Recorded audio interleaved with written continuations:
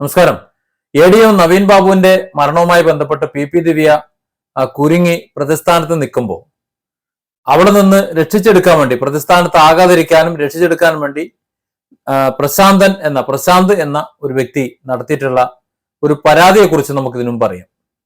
എന്നാൽ ഇപ്പോൾ കഴിഞ്ഞ ദിവസം ഇത് സംബന്ധിച്ചിട്ട് പ്രശാന്തൻ നടത്തിയിട്ടുള്ള ഒരു പ്രസ്താവന പി ദിവ്യക്ക് തന്നെ കുരുക്കായി മാറാണ്. നമുക്കറിയാവുന്ന ഒരു കാര്യമാണ്, പി ദിവ്യ നവീൻ ബാബുവിന്റെ യാത്രയപ്പ് ചടങ്ങിൽ സംസാരിച്ചത് മനഃപൂർവ്വമാണ്, കരുതിക്കൂട്ടിയാണ് എന്ന്. കാരണം അതിന്റെ തെളിവാണ് വലിഞ്ഞു കയറി അവിടെ ചെന്നതും, അതുപോലെ ആ വീഡിയോ റെക്കോർഡ് ചെയ്യാനുള്ള സംവിധാനം ഒരുക്കിയതും, റെക്കോർഡ് ചെയ്ത വീഡിയോ പ്രചരിപ്പിച്ചതും, ഇത്രയും കാര്യങ്ങൾ ചെയ്തിരുന്നു. അപ്പോൾ മനഃപൂർവ്വമാണ്, അപമാനിക്കാൻ വേണ്ടിയിട്ടാണ് എന്ന് തെളിയണം അവിടെ.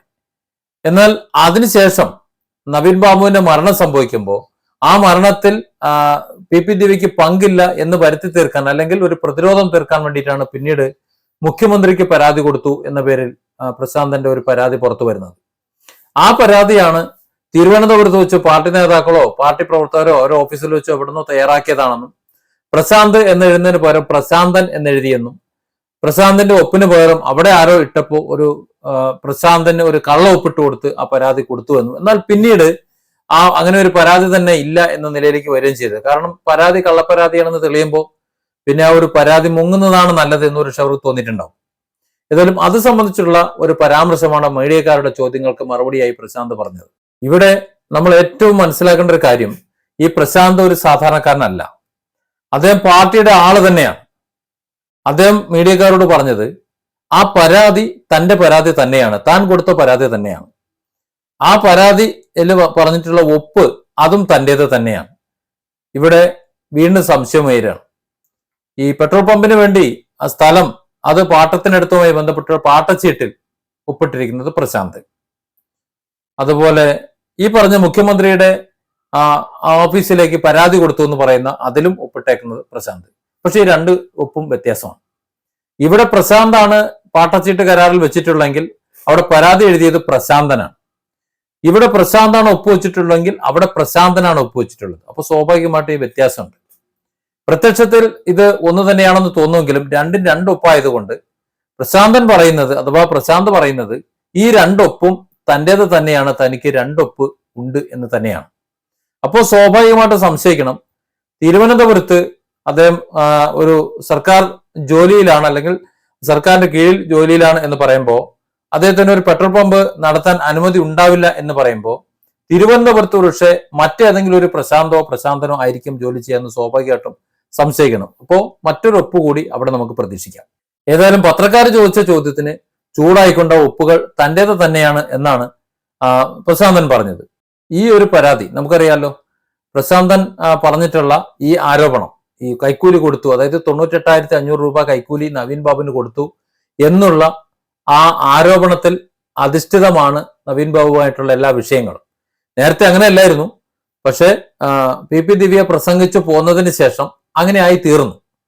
ഈ 98,500 രൂപ കൊടുക്കുമ്പോൾ അത് സംബന്ധിച്ച് ഇദ്ദേഹം ഒപ്പിട്ട് കൊടുത്തു എന്നും, പിന്നീട് ഈ കാര്യം പി ദിവ്യക്ക് അറിയാമായിരുന്നു എന്നും, ആ കാര്യമാണ് ഒരു സത്യസന്ധനായ ഒരു ഉദ്യോഗസ്ഥനാകാൻ വേണ്ടി സതുദ്ദേശപരമായി താൻ അവിടെ ചെന്ന് സംസാരിച്ചെന്നുമാണ് പി ദിവ്യ പറയുന്നത്. അപ്പോ ആ പരാതി തന്നെ വ്യാജമാണ് എന്ന നിലയിൽ നിൽക്കുമ്പോൾ രണ്ടൊപ്പുണ്ട് തനിക്കെന്ന് പറയുമ്പോൾ സ്വാഭാവികമായും പി ദിവ്യയെ കുരുക്കാൻ വേണ്ടിയിട്ടുള്ള ഒരു തെളിവായി പ്രശാന്തന്റെ പ്രസ്താവനകൾ മാറുകയാണ്. അത് പക്ഷെ പ്രശാന്തൻ അറിഞ്ഞുകൊണ്ടല്ല അത് പറയുന്നത് തോന്നുന്നു. പി ദിവ്യയെ രക്ഷിക്കാൻ വേണ്ടി പറയുമ്പോൾ അറിയാതെ പി ദിവ്യക്ക് കുരുക്കായി തീരുകയാണ്. അതായത് അവിടെ ഈ നവീൻ ബാബുവിന്റെ യാത്രയപ്പ് ചടങ്ങിൽ ചെന്ന് ഈ കൈക്കൂലിയുടെ കാര്യം പറഞ്ഞുകൊണ്ടാണ് പി ദിവ്യ സംസാരിക്കുന്നത്. ഇവിടെ അന്വേഷണ ഉദ്യോഗസ്ഥന്മാർ പ്രശാന്തന്റെ ഈ പരാതിയെക്കുറിച്ച് അന്വേഷിച്ചാൽ പ്രശാന്തന്റെ പരാതി എഴുതിയത് പ്രശാന്തനല്ല എന്നും അതിലിട്ടിരുന്ന ഒപ്പ് വ്യാജമാണെന്നും അവിടെ തെളിയും. തിരുവനന്തപുരത്ത് ഒപ്പ് ഇത് ഒരാൾ തന്നെയാണെന്ന് പ്രശാന്തൻ സമ്മതിക്കുമ്പോൾ, അതായത് രണ്ട് ഒപ്പും തനിക്കുണ്ട്, രണ്ട് പേരുകളും തനിക്കുണ്ട് എന്ന് പറയുമ്പോൾ സ്വാഭാവികമായും പ്രശാന്തന്റെ വാദം തള്ളിക്കളയേണ്ട ഒരു സാഹചര്യം വരും. കൈക്കൂലി കൊടുത്തു എന്നുള്ള ആ ഒരു അവകാശവാദം അത് തള്ളിക്കളയേണ്ട ഒരു സാഹചര്യം വരും. അങ്ങനെ വരുമ്പോൾ നവീൻ ബാബുവിന് കൈക്കൂലി കിട്ടിയിട്ടില്ല, നവീൻ ബാബുവിന് കൈക്കൂലി കൊടുത്തിട്ടില്ല എന്നാണ് അന്വേഷണ ഉദ്യോഗസ്ഥന്മാർ എത്തിച്ചേരുക. അതാണ് പി ദിവ്യക്ക് പ്രശ്നമാകുന്നത്. കാര്യം കൈക്കൂലിന്റെ കാര്യം പറഞ്ഞുകൊണ്ട് 98,500 രൂപയുടെ കൈക്കൂലിയുടെ കാര്യം പറഞ്ഞുകൊണ്ട് പി ദിവ്യയോട് സംസാരിക്കുമ്പോൾ അത്തരത്തിലുള്ള പ്രശാന്തന്റെ ആരോപണം അല്ലെങ്കിൽ ആ ഒരു പരാതി തന്നെ നിലനിൽക്കില്ല, വിശ്വസിക്കാൻ കൊള്ളാത്ത ഒരാളാണ് എന്ന് അന്വേഷണ ഏജൻസി പറയേണ്ട ഒരു സാഹചര്യം വരുമ്പോൾ കുടുങ്ങുന്നത് പി ദിവ്യയാണ്. അതായത് പ്രശാന്തന്റെ 98,500 രൂപ എന്ന ഒരു പിടിവള്ളി, പി ദിവ്യക്ക് ഉണ്ടായിരുന്ന ഒരു പിടിവള്ളി, ആ പിടിവള്ളിയാണ് ഇപ്പോ അയഞ്ഞ് പോയിക്കൊണ്ടിരിക്കുന്നത്. നവീൻ ബാബുവിന്റെ മരണം ആയി ബന്ധപ്പെട്ട് അത് തെളിയണം എന്ന് കരുതി തന്നെയാണ് ഒരു അന്വേഷണം നടക്കുന്നതെങ്കിൽ പി ദിവ്യ തന്നെ റെക്കോർഡ് ചെയ്ത് പ്രചരിപ്പിച്ച ആ വീഡിയോ, അന്നത്തെ യാത്രയപ്പിന് സദുദ്ദേശപരമായി പി ദിവ്യ സംസാരിച്ച ആ വീഡിയോ തന്നെ തെളിവായി പി ദിവ്യക്ക് എതിരായി വരും. മറ്റ് സംസാരത്തിന്റെ ഒന്നും ആവശ്യമില്ല. അതായത് ഈ പറഞ്ഞ പ്രശാന്തിന്റെയോ ഒന്നും ആവശ്യം ഇതിനകത്ത് വരുന്നില്ല തെളിവിന് വേണ്ടി. ആ ഒരു വീഡിയോ തന്നെ മതി. വീഡിയോയിൽ ഏകദേശം 90% തെളിവുകളും ഒരു ആത്മഹത്യക്ക് പ്രേരണമാകുന്ന വിധത്തിലുള്ള എല്ലാ തെളിവുകളും അടങ്ങിയത് തന്നെയാണ് ആ വീഡിയോ. പക്ഷെ ഇവിടെ മറ്റൊന്നും കൂടെ ഉണ്ട്. നവീൻ ബാബുവിന്റെ മരണം ആത്മഹത്യയാണ് എന്ന് വിശ്വസിക്കുന്നവരല്ല ഇപ്പൊ കൂടുതൽ. അതിന് ഒരുപാട് കാരണങ്ങളുണ്ട്. ആത്മഹത്യയുടെ സമഗ്ര വശങ്ങളും അന്വേഷിക്കപ്പെട്ടിട്ടില്ല. കയറ് എവിടെ നിന്ന് വാങ്ങി എന്നതുവരെ കണ്ടെത്തിയിട്ടില്ല. വാതിൽ തുറന്ന് ആത്മഹത്യ ചെയ്തതിന്റെ കാരണങ്ങൾ ഒന്നും കണ്ടെത്താൻ കഴിഞ്ഞിട്ടില്ല. അതുപോലെ കൈക്കൂലി കൊടുത്തു എന്ന് പറയുന്ന 98,500 കഥ എവിടെയും കണ്ടെത്തിയിട്ടില്ല. അങ്ങനെ ഒത്തിരി. അപ്പോൾ സ്വാഭാവികമായും നവീൻ ബാബു കൊല്ലപ്പെട്ടു എന്ന് തന്നെ നമുക്ക് കരുതേണ്ടി വരും. അതുകൊണ്ട് തന്നെ ഈ കേസ് സത്യസന്ധമായി അന്വേഷിക്കപ്പെട്ടാൽ മാത്രമേ പി ദിവ്യയെ പേടിക്കേണ്ടതുള്ളൂ. നിലവിലെ സ്ഥിതിയിൽ കേസ് അന്വേഷണം നടക്കുകയാണെന്നുണ്ടെങ്കിൽ പി ദിവ്യ എന്തായാലും കുടുങ്ങും. 8 വർഷം എന്തായാലും നിലവിലെ സാഹചര്യത്തിൽ മറ്റ് തെളിവുകളൊന്നും വേണ്ട, ഉള്ള തെളിവുകൾ നശിപ്പിക്കപ്പെടാതെ ഇരിക്കുകയാണെന്നുണ്ടെങ്കിൽ കേസ് അന്വേഷണം നേരെ നടക്കുകയാണെങ്കിൽ ഇത്തരം കാര്യങ്ങൾ ചെയ്താൽ മതി.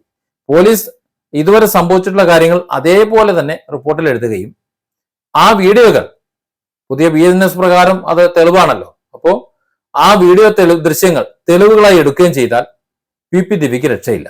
അതേസമയം ആ വീഡിയോ ദൃശ്യങ്ങൾ അത് അട്ടിമറിക്കപ്പെട്ട് പി ദിവ്യ അത് പ്രചരിപ്പിക്കപ്പെട്ടിട്ടില്ല എന്ന് വാദിച്ച് അത്തരമൊരു വീഡിയോ റെക്കോർഡ് ചെയ്തത് ശ്രദ്ധയിൽപ്പെട്ടിട്ടില്ല, വീഡിയോ കണ്ടെത്താൻ കഴിയില്ല എന്ന തരത്തിലുള്ള റിപ്പോർട്ട് വരാനാണ് സാധ്യത എന്നാണ് എനിക്ക് തോന്നുന്നത്. കാരണം തിരുവനന്തപുരത്ത് ഡ്രൈവർ യദുവിന്റെ കേസിൽ അത്തരത്തിലുള്ള വീഡിയോകളൊന്നും തന്നെ യദുവുമായി ബന്ധപ്പെട്ട അന്വേഷണത്തിൽ, അതായത് യദു കൊടുത്ത പരാതിയുമേൽ കണ്ടെത്താൻ പോലീസിന് കഴിഞ്ഞിട്ടില്ല. അവിടെ വാഹനം തടഞ്ഞതായിട്ടോ വാഹനത്തിന് KSRTC ബസ്സിന് ബലം കിട്ടതായിട്ടോ MLA സച്ചിൻ ദേവും അതുപോലെ മേയർ ആര്യ രാജേന്ദ്രനും അവിടെ ഇറങ്ങി ആ ബസ്സിന് വട്ടം വെച്ചതോ ഡ്രൈവറോട് സംസാരിച്ചതോ തട്ടിക്കയറിയതോ ആയിട്ടുള്ള യാതൊരു വിധ തെളിവുകൾക്കും ആവശ്യമായ യാതൊരു ദൃശ്യങ്ങളും ലഭ്യമായിട്ടില്ല, തെളിവുകളൊന്നും ലഭ്യമായിട്ടില്ല എന്നാണ് പോലീസ് റിപ്പോർട്ട് കൊടുത്തിട്ടുള്ളത്. ആ നിലയ്ക്ക് ഇവിടെയും വീഡിയോ നമ്മളൊക്കെ കണ്ടതാണ്.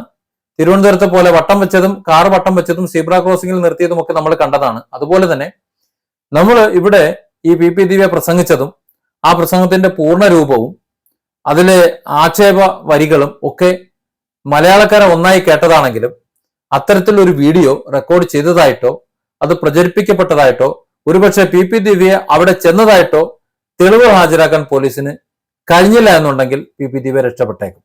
ഇവിടെ അതാണ് ഞാൻ പ്രതീക്ഷിക്കുന്നത്. അതായത് പി ദിവ്യ അവിടെ പോയിട്ടില്ല, അവർ അവിടെ ഇത്തരത്തിലുള്ള ഒരു അവഹേളന പ്രസംഗം പ്രസംഗിച്ചിട്ടുമില്ല, അത്തരത്തിലൊരു വീഡിയോ പ്രചരിച്ചതുമില്ല.